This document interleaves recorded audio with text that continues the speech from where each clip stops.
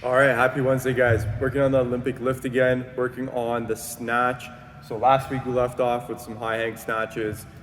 This week we're gonna work on the hang. We're gonna do some power snatches, so you don't have to squat this one. Working on the explosive power through our hips and being fast underneath that bar. So 3 hang power snatches every 90 seconds for 7 rounds. We're gonna start with kind of 50%, 40% of our max if you're going off percentages. But this should be a light to moderate weight when you first start out, and then as you feel comfortable, add a little bit more weight.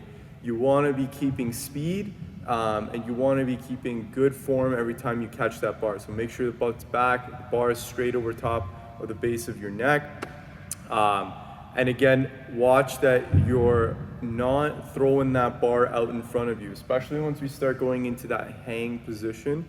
The common fault is going to be to drive the hips forward, to drive the bar out in front of us. So make sure, just like the high hang that we've been working on, trying to keep the bar straight up and down, same concept is going to apply here, guys. Try to keep that bar close, or even think about just jumping straight up. Just like as if you were to jump up as high as you can, that's all you want to be doing with that hang power snatch.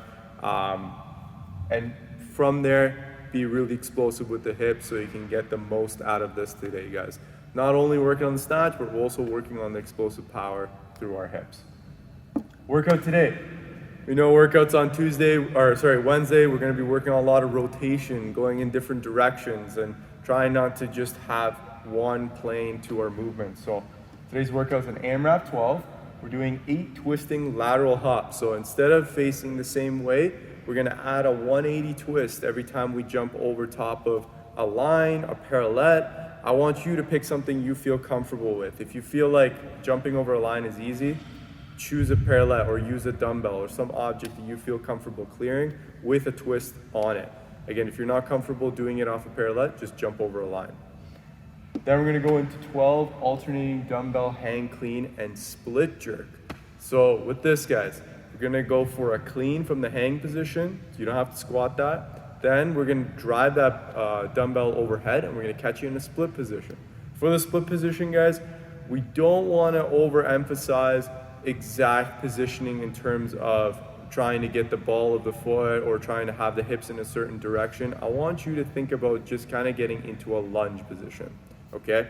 So for the purposes of this workout here, don't overemphasize the exact footing every single time. Obviously keep good form, but I want you to think about catching it in more of a lunge position than trying to catch it in like an Olympic weightlifting style split jerk.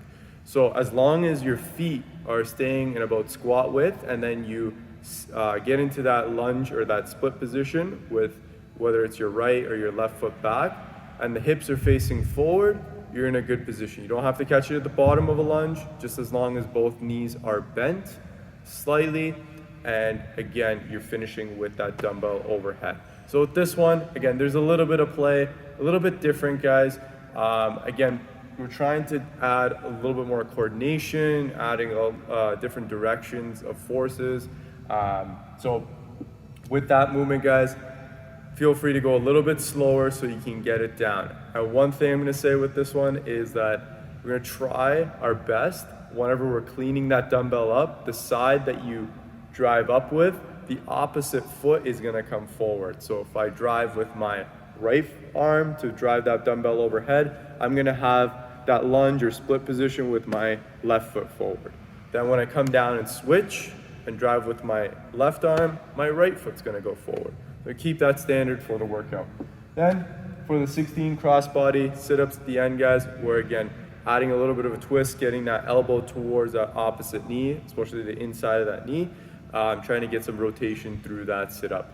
Goal is to just keep moving throughout this one, guys. Have control over your movements. Don't sprint these movements out. I want you to think about having control and consistency across all the movements, especially once you get to the dumbbell hang clean and jerk. I know that one's gonna be a little bit challenging at first, but again, think about just being consistent and having consistent positioning every single time you catch it. This weight shouldn't be overly heavy. You should have a weight that you feel comfortable driving overhead, and you can sustain that weight overhead every single time. I'd say number of rounds, try to aim for about 5 or more rounds for this workout.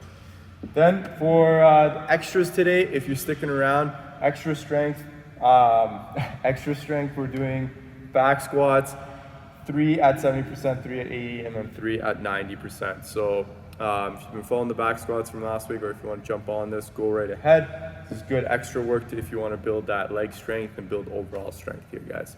Hope you guys enjoyed today's workout. We'll see you tomorrow for the next one.